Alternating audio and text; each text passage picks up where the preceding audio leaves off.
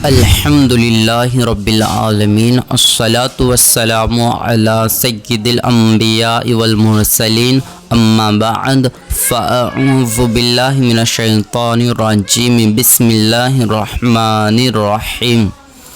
आइए हम इंशाअल्लाह मिनहाजुल अरबिया हिस्सा अव्वल का सबक नंबर 9 पढ़ते हैं।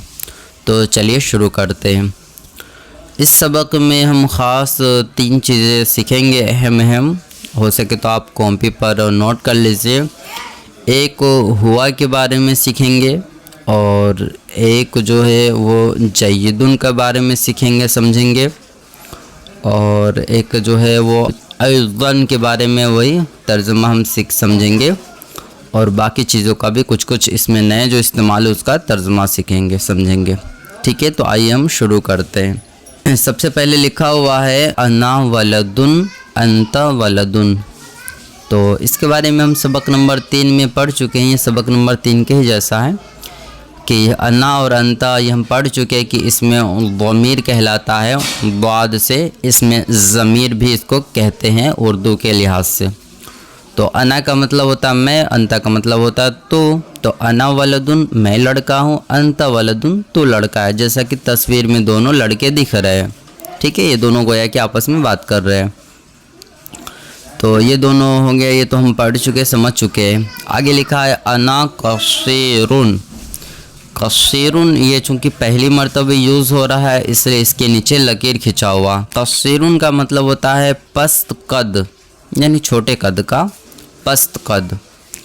तो इसका माना हो जाएगा मैं पस्त कद हूँ, छोटे कद का हूँ। ठीक है, आगे लिखा है अंता तवीलुन, तू लंबा है, तू लंबा है। तवीलुन का मतलब हम पढ़ चुके हैं पीछे, तो तू लंबा है। आगे लिखा है अना समीनुन। समीनुन का मतलब होता है मोटा, तो मैं मोटा हूँ। आगे लिखा है अंत हजीलुन। हजीलुन का मतलब होता है दुबला। जैसा कि तस्वीर में हम देख रहे हैं कि एक मोटा है और एक दुबला है, पतला है। तो अंत हजीलुन मतलब तू दुबला है। ठीक है, यहाँ तक के लफ्ज़ के बारे में थी। अब यहाँ मिला के पढ़ेंगे, थोड़ा थोड़ा कुछ एक्स्ट्रा मिला करके। जैसे इसमें लिखा हुआ है अना जालिसुन अलल कुर्सी।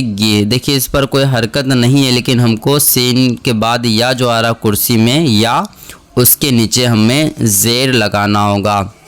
अब इस पे ज़ेर क्यों लगेगा? इसलिए क्योंकि अला जो है वो हम पीछे वाले सबक में अच्छे से वजाहत से हम पढ़ चुके हैं, समझ चुके हैं। अला हर्फ जर है और ये जिसके ऊपर दा आएगा उसको मजरूर कर देगा, यानी उसके नीचे एक ज़ेर या 2 ज़ेर आएगा। और 1 ज़ेर 2 ज़ेर आने का भी मैंने अच्छे से वजाहत किया था कि 2 ज़ेर आने का मतलब ये होगा कि अगला लफ्ज़ जो है वो अलिफ लाम के साथ नहीं होगा। और जैसा कि यहाँ पे अलिफ लाम के साथ अल कुर्सी है तो यहाँ पर एक ही ज़ेर आएगा, इसलिए क्योंकि अलिफ लाम के साथ लगा हुआ है। ठीक है, तो अलल कुर्सी या के नीचे ज़ेर आएगा, इसलिए क्योंकि अल्लाह हर्फ जर इसके ऊपर दाखिल है। तो इसका माना हो जाएगा मैं बैठा कुर्सी पर, लेकिन इसको हम बा मुहावरा करेंगे, यानी लफ्ज़ बा लफ्ज़ हो गया मैं बैठा कुर्सी पर, लेकिन इसको हम बा मुहावरा तर्जुमा इस तरह कहेंगे मैं कुर्सी पर बैठा हूँ।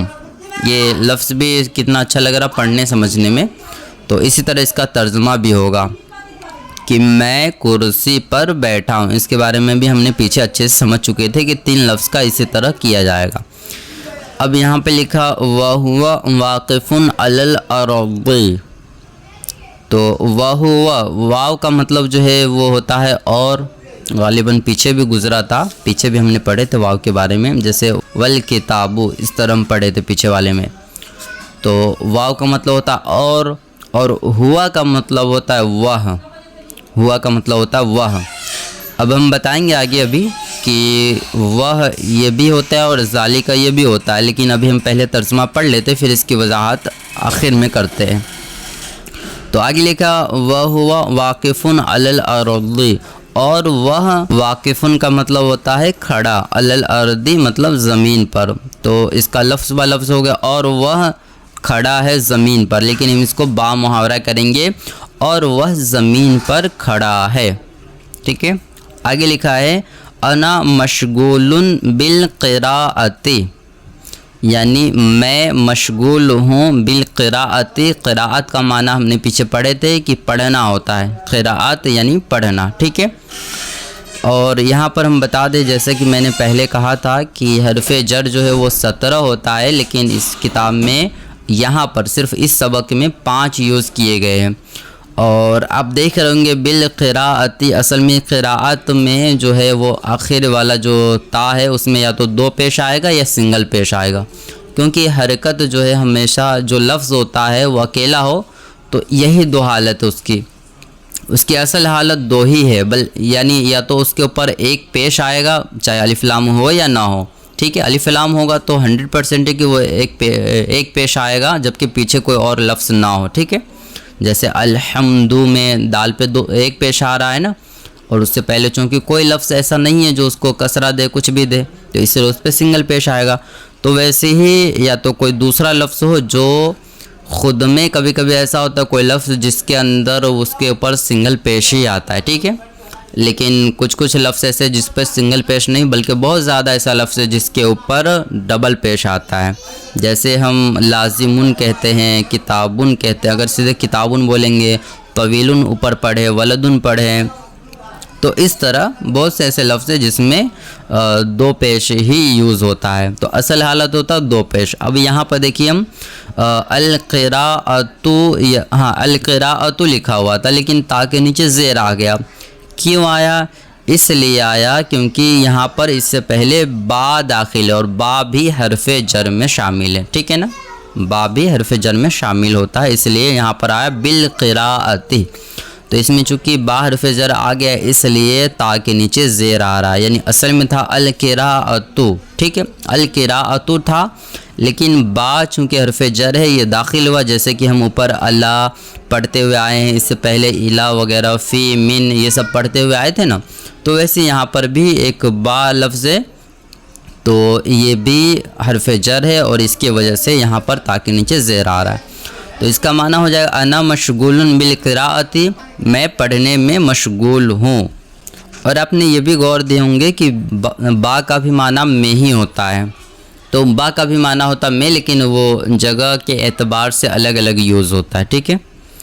तो अना मशगूलन बिल क़िराअती, मैं पढ़ने में मशगूल हूँ। मशगूलन का लफ्ज़ जो है वो पहले, लेकिन इसका तर्जुमा बाद में करेंगे, ठीक है। आगे लिखा वहुवा मशगूलुन बिल-इबी, बिल-इबी, ठीक है। तो यहाँ पर भी बा हरफ जर दाखिल हो रहा है इसलिए बा के नीचे ज़ेर आ रहा है, ठीक है। तो इसका माना हो जाएगा वाव को मन्ना और हुआ का मतलब होता वह, ठीक है। और वह मशगूल है खेल में, लेकिन इसका हम बा मुहावरा करेंगे कि वह हुआ यानी और वह खेल में मशगूल है, ठीक है। और वह खेल में मशगूल है। ये अब मुसन्निफ़ साहब से थोड़ा सा वो हो गया कि मशगूलन पहले जो आया उस पर लकीर ना देके नीचे लग गया है। बहरहाल वो मशगूल के बारे में बताना चाह रहे हैं कि ये फ़र्स्ट टाइम यूज़ हो रहा है, ठीक है। मशगूल का मतलब होता है किसी चीज़ में बिज़ी होना, ठीक है। मशगूल का मतलब होता है किसी चीज़ में बिज़ी होना, लेकिन हम यहाँ पर मशगूल ही ले लेंगे अरबी उर्दू में भी। आगे लिखा है अना मुस्लिमुन वहुवा अयज़न मुस्लिमुन, अना मुस्लिमुन वहुवा अयज़न मुस्लिमुन। तो इसका माना हो जाएगा मैं मुसलमान हूँ और वह भी मुसलमान है। मुस्लिम है मुसलमान है तो नहीं यूज़ कर सकते। तो मैं मुस्लिम हूँ और वह भी मुसलमान है। यहाँ पर देख रहे होंगे आप भी का लफ्ज़ हमने इजाफ़ा किया है, तो भी के लिए अयज़न इस्तेमाल होता है। ये जो बीच में देख रहे हैं ना अलिफ या और बाद अलिफ और उसके ऊपर तनवीन है, तो अयज़न जो लफ्ज़ है ये भी के लिए यूज़ होता है, ठीक है। आप हो सके तो नोट कर लीजिए, ठीक है। मैं मुस्लिम हूँ और वह भी मुस्लिम है, इस तरह। आगे लिखा अना फिल क़िराअती वहुवा फिल लइबी, अना फिल क़िराअती वहुवा फिल लइबी, मैं क़िराअत यानी पढ़ने में मशगूल हूँ और वह खेल में मशगूल है। मशगूल लफ्ज़ यहाँ पर पोशीदा है थोड़ा, यानी बात को समझाने के लिए सिर्फ कही जा रही है। यानी असल में यहाँ पर मशगूल है लेकिन चूँकि यहाँ पर छुपा हुआ मशगूल है, ठीक है ना। अब इतनी बारीकी में ना जाए क्यों छुपा हुआ है करके, यानी एक बोलने का एक तरीका होता है कि हम किसी को इस तरह बोलते हैं, मैं इसमें हूँ, मैं उसमें हूँ, इस तरह भी कह के बोल देते हैं। ठीक है, तो अना फिल क़िराअती में पढ़ने में और वह खेल में, तो किस में भैया मशगूल है, उसमें बिज़ी है, इस तरह, तो इसी के लिए यूज़ होता है। ठीक है, आगे है हाज़ा जय्यदुन फिल क़िराअती, फ़ी हर्फ़ जर यहाँ पर भी है तो इसीलिए क़िराअत के ता के नीचे ज़ेर आ रहा है। ठीक है ना। हाज़ा का माना होता है यह, जय्यदुन का मतलब होता है अच्छा। हमने एक जगह पढ़े थे पीछे कि तय्यबुन का भी मतलब होता है अच्छा, तो जय्यदुन और तय्यबुन में क्या फ़र्क है इसका भी हम करेंगे, पहले पूरा तर्जुमा कर ले फिर वजाहत करेंगे। हाज़ा जय्यदुन फिल क़िराअती, यह पढ़ने में अच्छा है, यह पढ़ने में अच्छा है। आगे लिखा है वज़ालिका जय्यदुन फिल लइबी, और वह खेल में अच्छा है, क्योंकि जय्यदुन पहले लिखा हुआ लेकिन इसका तर्जुमा हम बाद में करेंगे। ठीक है, तो वह ज़ालिका जय्यदुन फिल लइबी, और वह खेल में अच्छा है। तो तर्जुमा तो हो गया, अब हम थोड़ी सी वजाहत कर देते हैं। जय्यदुन का भी माना अच्छा है जबकि तय्यबुन का भी माना अच्छा है, हुआ और ज़ालिका दोनों का माना वह है, तो फिर इसमें फ़र्क क्या है? तो इसमें फ़र्क क्या है वो थोड़ा सा गौर से समझिएगा इसको। जैसे कि हमने पीछे पढ़े थे फर्स्ट टाइम में, वह हुआ मशगूलुन बिल-लइबी। देखिए इसके लिए हम पीछे वाले सबक में पढ़े पहले कि ऊपर से हम पढ़ेंगे, यानी चौथे नंबर जहाँ से 3 शुरू हुआ। अना जालिसुन अलल कुर्सी, यानी मैं कुर्सी पर बैठा हूँ, और उसके आगे लिखा और वह ज़मीन पर खड़ा है। तो ये दोनों जो लड़के, इन दोनों के आपस की गुफ्तगू चल रही है। ठीक है, उसके आगे लिखा अना मशगूलुन बिल क़िराअती, मैं पढ़ने में हूँ, यानी वो जो है उसके पास किताब है, हालांकि दिख नहीं रहा सही से मगर शायद वो किताब है उनके पास, तो पढ़ने में मशगूल है। वह मशगूल बिल-लइबी, और वह खेल में मशगूल है, चूँकि उसके पास फुटबॉल है इसलिए वो खेल में कह रहे। तो हुआ का माना इसमें इस तरह, इसका और ज़ालिका में फ़र्क ये है कि जिसके बारे में हम बता रहे हैं उसका अगर हमने एक बार ज़िक्र कर दिया, यानी उसका हमने नाम ले लिया, तो अब उसके बारे में जो कुछ भी एक्स्ट्रा हम बताते हुए जाएंगे, तो अब इसके लिए बार बार नहीं कहेंगे, उसका नाम हम नहीं लाएंगे कि हाँ कि ये लड़का वो लड़का, ये लड़का इसमें है, ये लड़का उसमें है, ये लड़का इसमें है, वैसा नहीं कहेंगे, बल्कि उसके लिए हम हुआ का इस्तेमाल करेंगे। हुआ जो है उसके गोया कि उसका हम नाम ले रहे हैं। ठीक है, यानी कह तो रहे हैं कि वह, लेकिन गोया कि समझ लीजिए मैं उसका नाम ले करके बता रहा हूँ।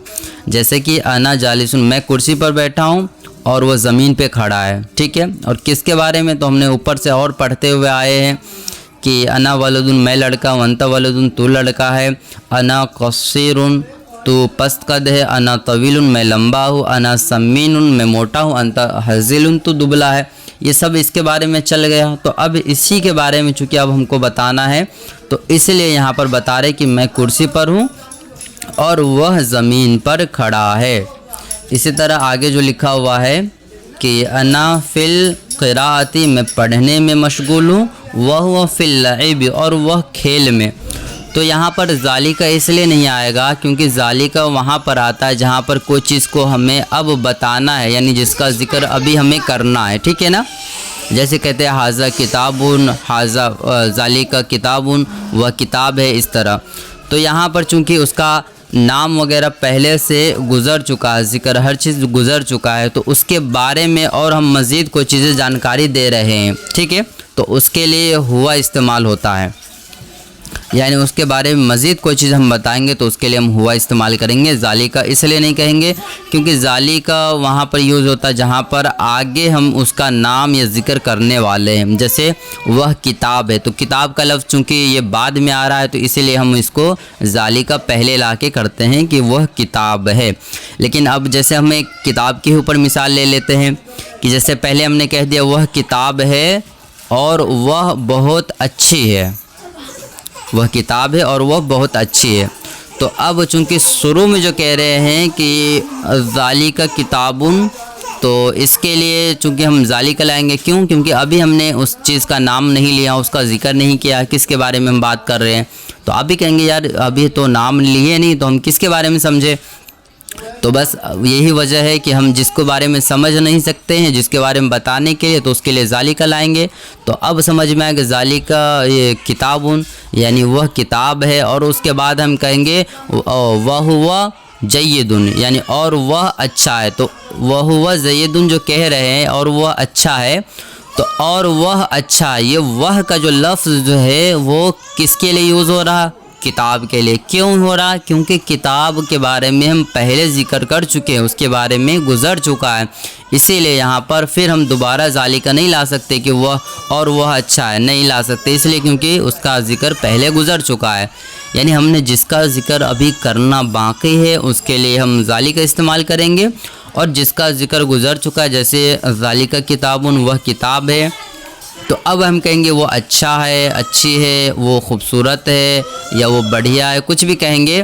तो अब जो वह का लफ्ज़ यूज़ होगा उसके लिए हम हुआ इस्तेमाल करेंगे।